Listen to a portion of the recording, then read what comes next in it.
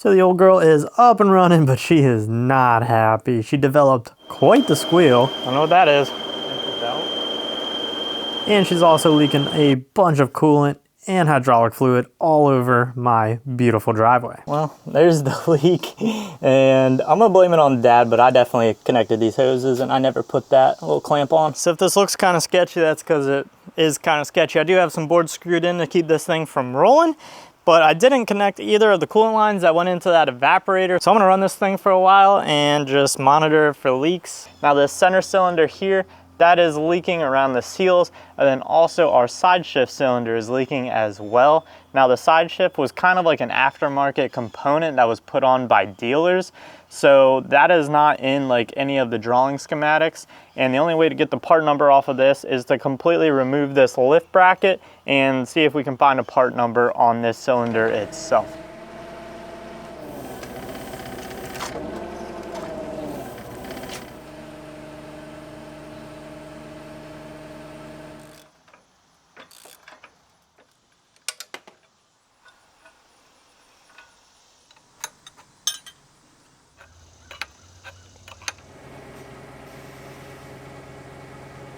No idea how heavy this is, but I imagine it ain't light.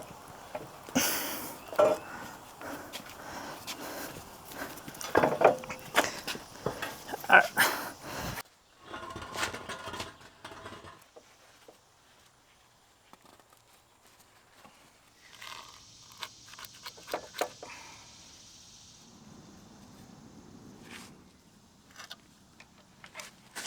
All right, so I got this cleaned up a little bit. I was able to get the part number off that cylinder, so those parts will be on order here very shortly. But I'm gonna go ahead and start working on this center cylinder and get the seals replaced out of that. So I got a chain, a couple hydraulic lines I need to replace, and then we can pull it out. I got this really janky setup here. I just have a piece of tubing stuffed inside the end of this little engine lift, and then I bolted a chain to it because I need a lot of height to get that cylinder out, and also these legs hit the bottom of the forklift here, so I needed extra extension. We're gonna see if this works. I don't know.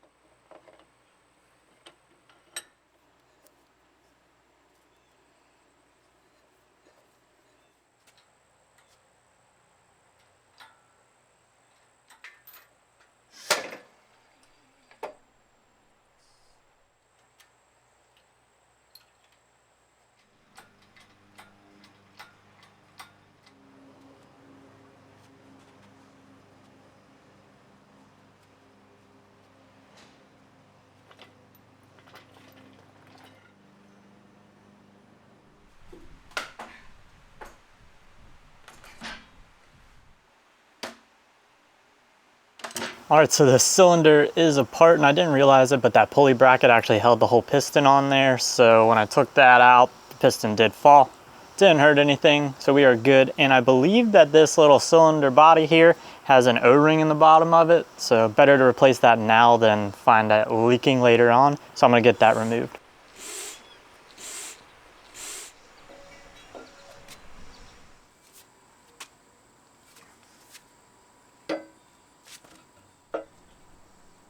Don't have a vise to really hold the cylinder, so I just mounted it upside down.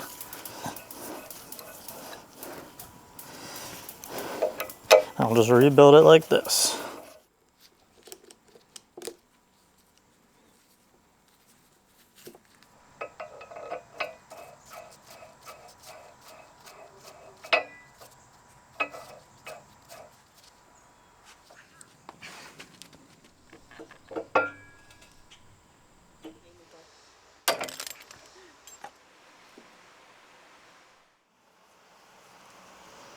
This one's gonna be tricky.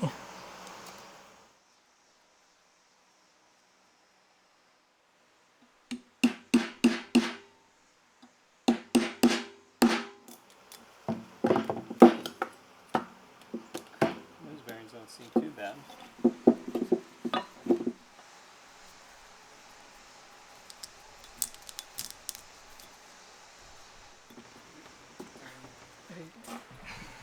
You good?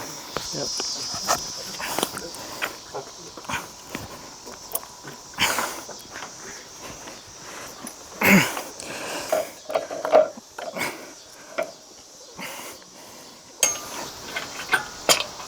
That's good.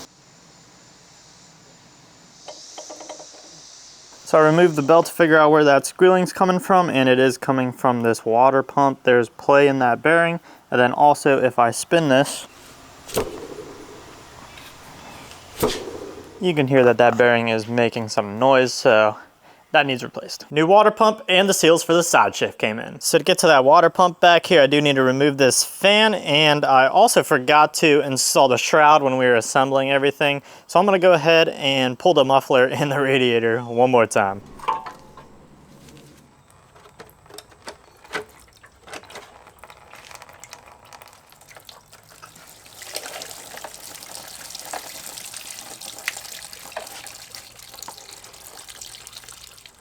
All right, so I'm gonna try to do this without removing any of the transmission lines or that lower radiator hose. We'll see if I can get it to just kind of hang out over here. That should hold, and that should give us plenty of room to get that fan and everything off.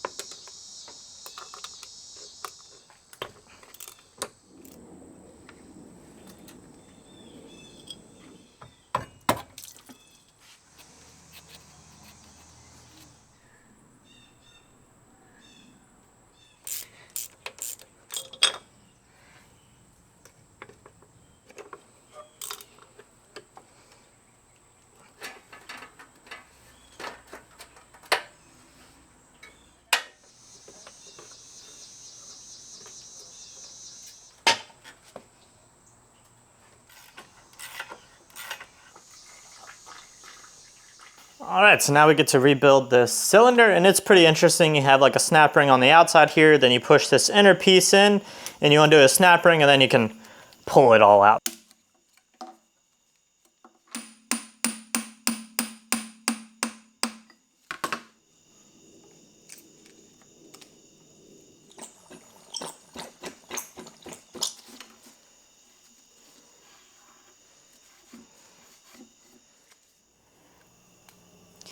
Probably a, probably why it leaked. We'll start with the wiper.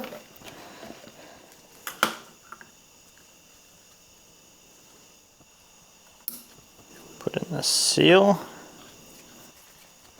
Then on this cap we got an O-ring on the bottom, and then this little sealing ring right here.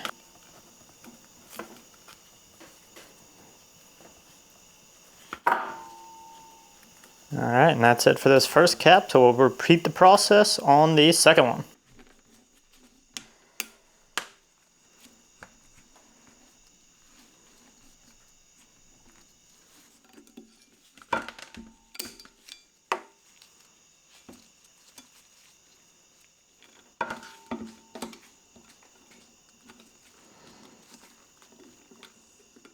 Just gonna clean up the end of this rod here, that way the seals just go on smoothly and there's no rust to tear them up.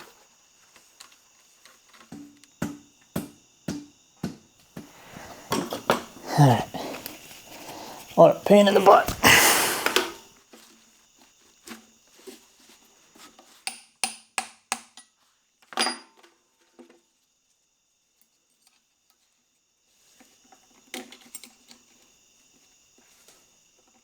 All right, so this one is in. I figured out something that works, so maybe this will help one of you guys. What I ended up doing is tapping this little guy a lot further back than I needed to.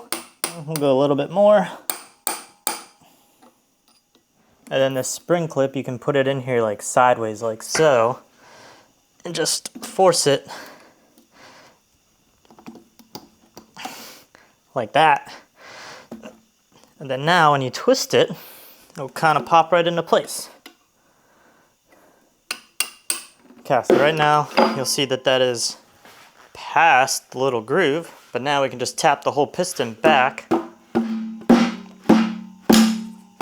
right, so you heard that click in.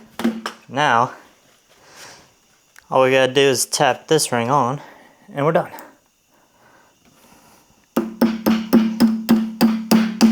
That is a rebuilt cylinder. Well, you guys, I went ahead and pulled the chains off the lift and threw them in this little pan here.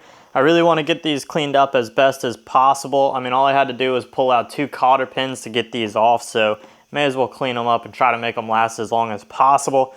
It's about midnight and you can tell I'm getting tired. I was prying on one of those cotter pins and I slipped and ended up just smashing my face right into the ground. So that was a lot of fun. So let's go ahead and get these cleaned up. So kerosene safeties on chains, and I just happen to have a bunch of it lying around. So that's what I'm gonna be using, just soaking them for about 20 minutes. I'll scrub them down and clean them up as best as I can.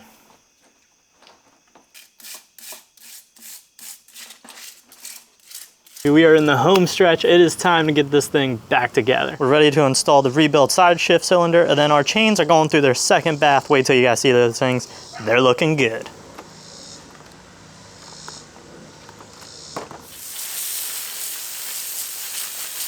Check out how good these came out. They're definitely not perfect, but they are so much better than they were. A lot of that nasty grease taken right off. So I'm gonna be lubing these chains up with some of this Maxima chain guard. I figure if this stuff's good enough to be ran on my dirt bikes where the chain is just whipping around at like 50 miles an hour, it'll do just fine on this forklift chain. I am really hoping that putting these chains back on goes smoother than taking them off, because no joke, that took me like 2 hours.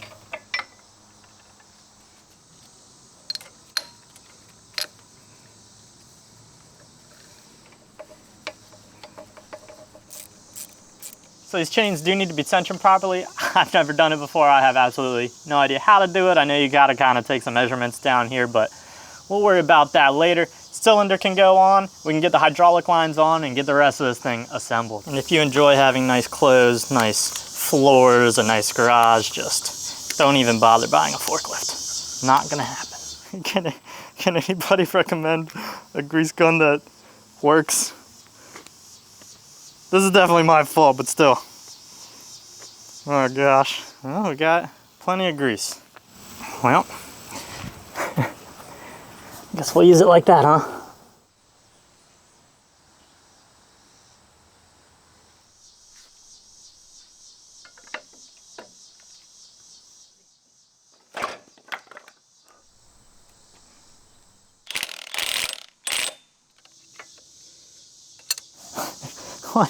Why do bad things happen to good people?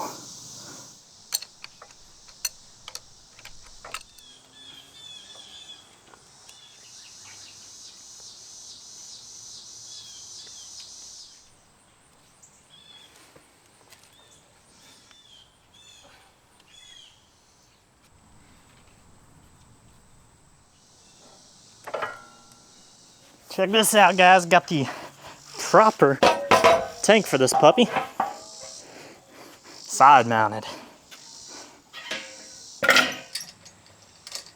This could be the first start with the new tank and the fixed water pump. So hopefully she runs nice and smooth.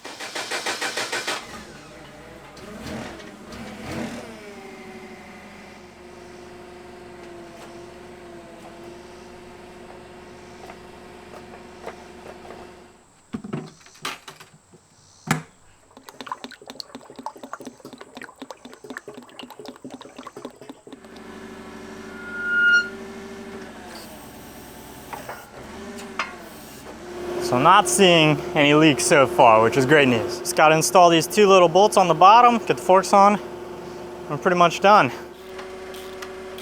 Some more great news is that our water pump is not squealing anymore. We got a lot of air in our hydraulic lines. But yeah, that's a lot of air in there. I am so bad at tightening hose clamps.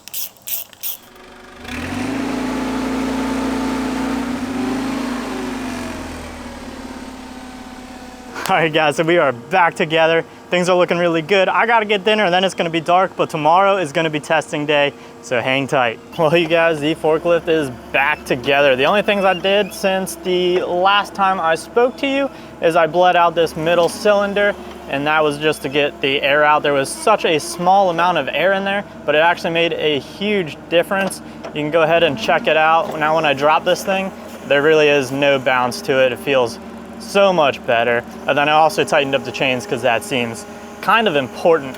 Now I do need to go out and take this thing on the street because I don't think I've had this thing up to operating temperature to the point where the thermostat is opening up, and I really want to be sure that the thermostat is working properly before I actually throw that counterweight back on.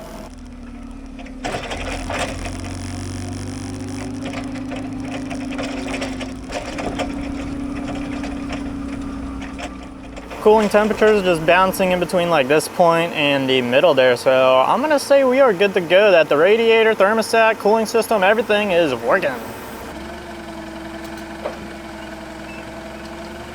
Yeah, can't stand it.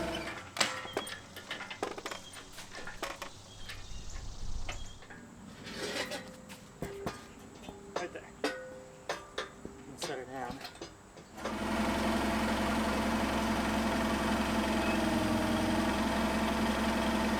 Not how you're supposed to do it, I imagine.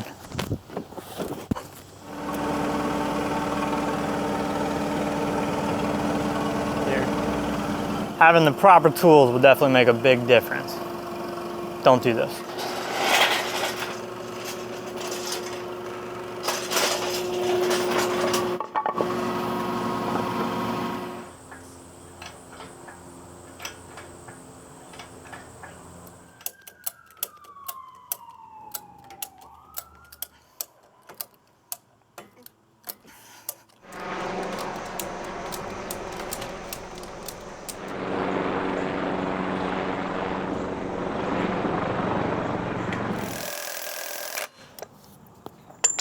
Think that's tight enough?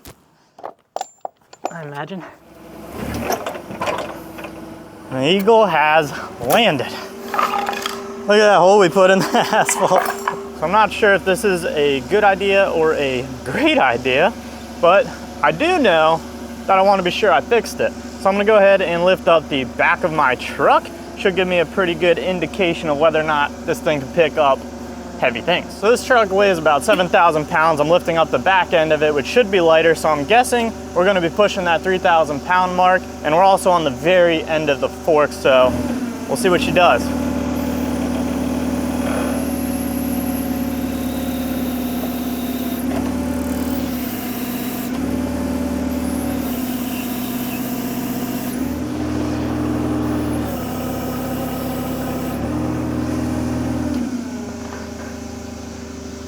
We'll call that a win. I am gonna call that a win. It's like the little forklift I could out here.